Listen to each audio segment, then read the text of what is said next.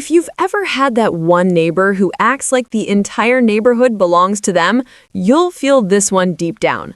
My HOA Karen thought she could park in my driveway whenever she pleased, until I decided to set a trap she'd never see coming.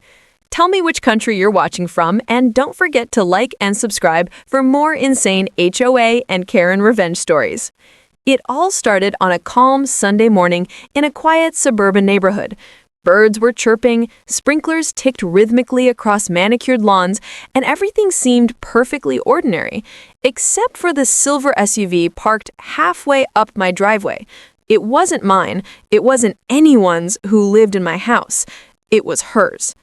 Karen, the self-appointed president of the HOA, though technically she wasn't elected to anything. She wore that smug authority like a crown, acting as if every blade of grass in the neighborhood needed her approval.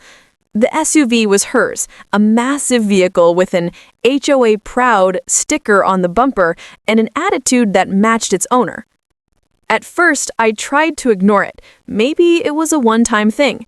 But the next day, it happened again and again. Soon, my driveway became her personal parking spot whenever she had guests, deliveries, or simply felt too lazy to walk from her own house, which, by the way, was directly across the street. I left notes. I called her. I even spoke to her politely at the mailbox. Nothing changed. She'd smirk, wave her hand like I was some background noise, and walk away. That's when I realized she wasn't parking by accident. She was doing it because she knew it bothered me. Karen was the kind of person who fed off control.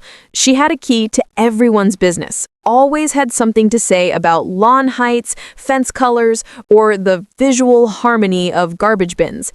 So when she found out her car annoyed me, it became her new favorite hobby. Weeks passed. My patience thinned. My driveway, once spotless, now had oil stains from her old SUV. She'd even park there overnight sometimes, blocking me in. The HOA, of course, was useless. The board consisted of her friends, people she manipulated into silence with gossip and favors. That's when I decided it was time to even the score. I wasn't going to confront her again. I was going to outsmart her. I started my plan on a quiet Thursday evening. I waited until after dark when the neighborhood lights dimmed and the streets grew silent. I installed a motion sensor camera at the edge of my garage, hidden just behind a flower pot. Then I brought out the real trick, a set of water sprinklers with motion detection. Not just any sprinklers. These were high-pressure, multi-angle sprinklers I'd bought for my backyard garden project, capable of firing a solid stream of cold water instantly when triggered. I rerouted a few hoses, aimed them carefully, and connected everything to the motion sensor system. The idea was simple. The moment Karen's SUV entered my driveway, the sprinklers would erupt like a fountain show, soaking everything, including her car. But that wasn't all. I added one more touch, a bucket of harmless, washable, but brightly colored biodegradable chalk powder connected to the front hose. It was a leftover from a Color Run fundraiser. When the sprinklers went off, the powder would mix with the water, creating a bright, paint-like mess. By 11 p.m., the setup was complete. I stood there in my garage, smirking to myself, imagining her reaction.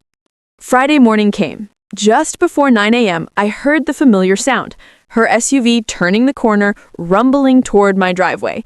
She parked as usual, halfway across my property, completely oblivious to the setup. And then it happened.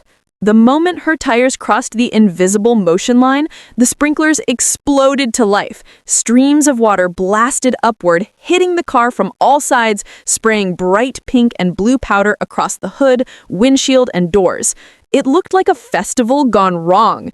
Karen screamed, or at least I assumed she did, judging by the way her arms flailed as she tried to cover her head. She ran back to her house, slamming her door so hard the windows rattled. Minutes later, I saw her storming down the street again, this time dragging 2 HOA members behind her like backup soldiers. They pointed at my driveway, at the sprinklers, at me through my window. But when they tried to accuse me of property damage, the tables turned.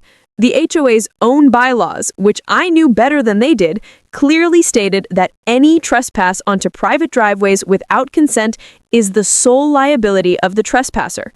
In other words, she had no case. When she called the police, the officer who arrived took one look at the footage from my security camera and sighed. He told her, politely but firmly, that parking on someone else's property without permission was trespassing, and I had every right to install sprinklers on my own land. Karen's face turned red, then purple. She stomped away, fuming, leaving a faint trace of colored footprints on the pavement. For the next week, the entire neighborhood buzzed with laughter. People couldn't stop talking about the rainbow car incident. Kids whispered about it at the bus stop. Neighbors who once stayed quiet started greeting me with amused smiles. And Karen? She became the punchline of every joke. Her SUV took days to fully clean. The color powder had seeped into tiny cracks around the mirrors and handles. Even her driveway showed faint traces of pink where the runoff water had splashed. But the best part? She never parked in my driveway again.